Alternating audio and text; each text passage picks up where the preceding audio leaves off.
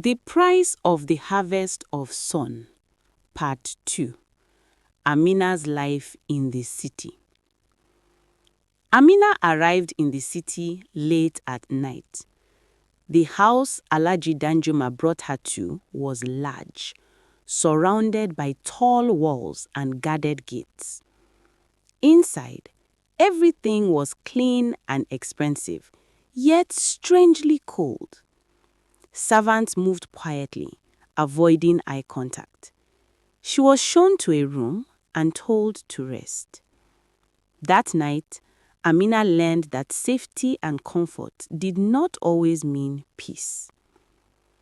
Alhaji Danjuma reminded her of their agreement.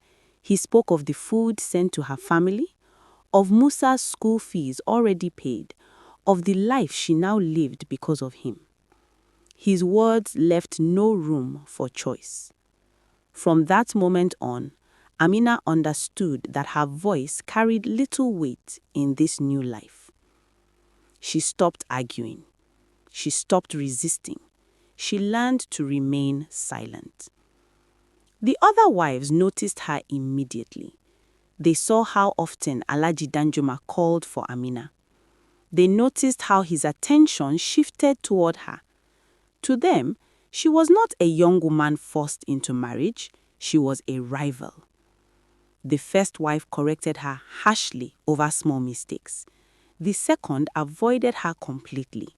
The third spoke to her with open bitterness. They whispered when she passed. They blamed her for the tension in the house.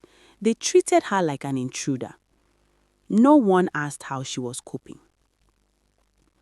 Amina had everything she lacked in Kpando: food, clothing, shelter, but she had no freedom. She could not leave the compound alone. She could not refuse when summoned. She could not speak about her pain. Each day followed the same pattern. She moved carefully, spoke little, and avoided attention. At night, when the house grew quiet, she lay awake, staring at the ceiling, reminding herself why she was there. For her father, for her brother, for survival. Some mornings, she woke up exhausted before the day even began. Other times, she felt empty, as though part of her had been left behind in Kpando. What kept Amina going were the messages from home. Musa had started school. He could write his name. Papa Odu's health had improved. The farm was planted again. The letters were full of gratitude and hope. They never asked about her life in the city. She never told them. She folded each letter carefully and kept them hidden, reading them whenever the silence became too heavy to bear. She did not see herself as strong. She did not see herself as heroic. She only knew that her choice was keeping others alive. Moral of the story: sometimes the greatest sacrifices are made in silence. Not all suffering is visible. Not all survival is celebrated. Amina's story reminds us that hardship often forces choices no one should have to make, and that kindness begins with understanding what others may be enduring quietly. Some lives are saved by the suffering of another. Some stories are never told in full.